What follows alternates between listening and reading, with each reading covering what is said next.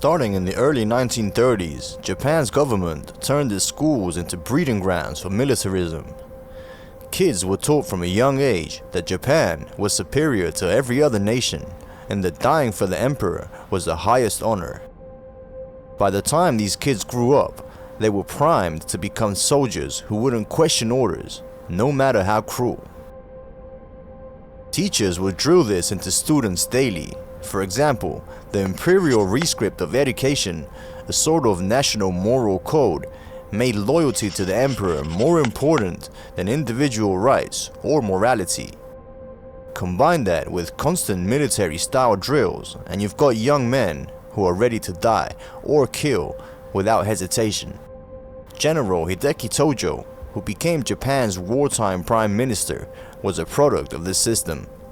Tojo was so devoted to the emperor that he enforced this militaristic mindset on an entire nation, promoting the idea that Japan's mission was to dominate Asia and that any resistance was an affront to the divine right.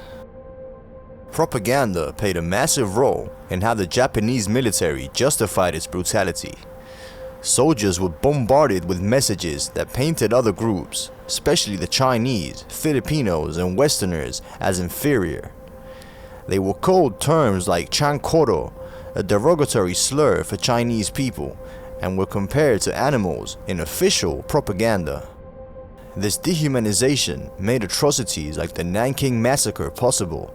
Soldiers saw their victims as less than human, so acts like slicing off a prisoner's head with a sword became not only acceptable, but sometimes a grotesque form of entertainment. Lieutenant Toshiaki Mukai and Lieutenant Tsuyoshi Noda famously competed to see who could kill 100 people with their swords during the Nanking Massacre. This event was even reported in Japanese newspaper as if it was a sports event. The Japanese military was structured in a way that allowed officers to do whatever they wanted in occupied territories. Commanders often turned a blind eye to atrocities or outright encouraged them as a way to intimidate local populations. With no one holding them accountable, soldiers committed unspeakable acts. Japanese soldiers didn't just become brutal overnight, they were trained that way. Military training camps were places of constant abuse. Recruits were beaten, humiliated, and taught to follow orders without question. This system created soldiers who were numb to violence and prone to inflict it on others. The Japanese military believed that fear was a powerful weapon. In occupied territories, they used terror to keep people submissive. Executions, massacres, and public displays of violence were all deliberate strategies to crush any thought of rebellion. The Japanese military adopted the concept of total war, where there was no distinction between civilians and combatants. This mindset justified bombing villages, enslaving local populations for labor, and forcing women into sexual slavery as comfort women. Now, let's take a look at some of the atrocities that Japan committed throughout the war. Bear in mind, some details are left out due to YouTube monetization policies. The Nanking Massacre remains as one of the most infamous examples of Japanese military brutality. After capturing the Chinese city of Nanking, now Nanjing, in December 1937, Japanese troops unleashed a 6-week campaign of slaughter, rape, and destruction.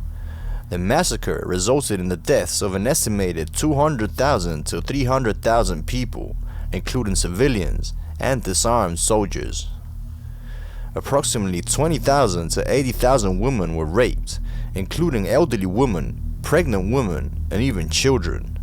Survivors often faced torture and execution after the assaults.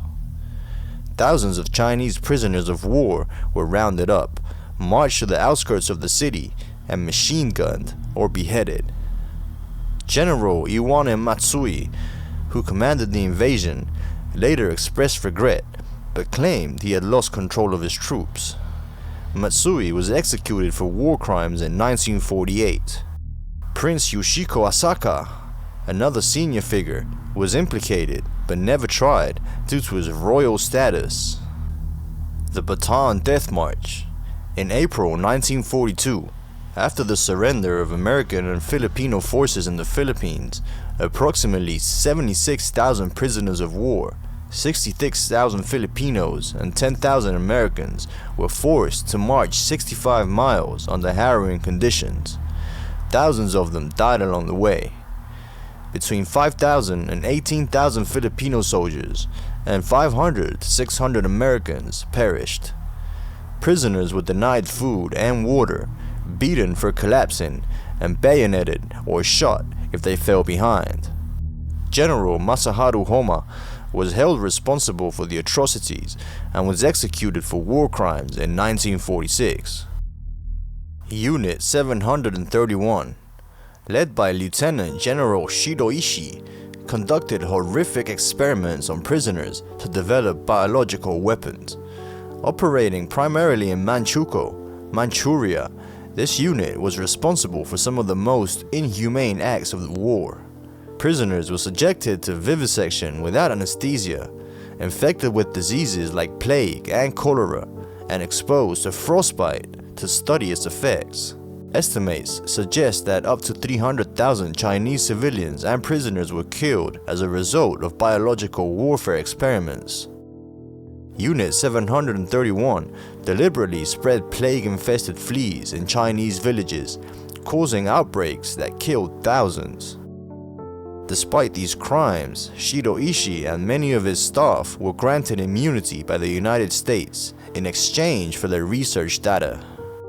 The Suqing Massacre. After the fall of Singapore in February 1942, the Japanese military targeted ethnic Chinese residents in a systematic purge known as the Suqing Massacre. Between 25,000 and 50,000 ethnic Chinese were executed. Victims were taken down to beaches or remote areas, lined up, and shot. Others were bayoneted or beheaded. General Tomoyoki Yamashita, known as the Tiger of Malaya, oversaw the occupation, though the massacre was carried out under the orders of Lieutenant General Masaharu Kawabe. Yamashita was later executed for other war crimes. Comfort women and sexual slavery. The Japanese military enslaved an estimated 200,000 women, primarily from Korea, China, and Southeast Asia, to serve as comfort women in military brothels. These women were repeatedly raped, often dozens of times a day, and lived in horrific conditions. Many were killed when they became too ill or were no longer useful. Survivors like Kim Hak-sun and Jafrun O'Hearn have spoken about the trauma they endured. The Japanese government has long denied the extent of these crimes, though some officials have issued apologies.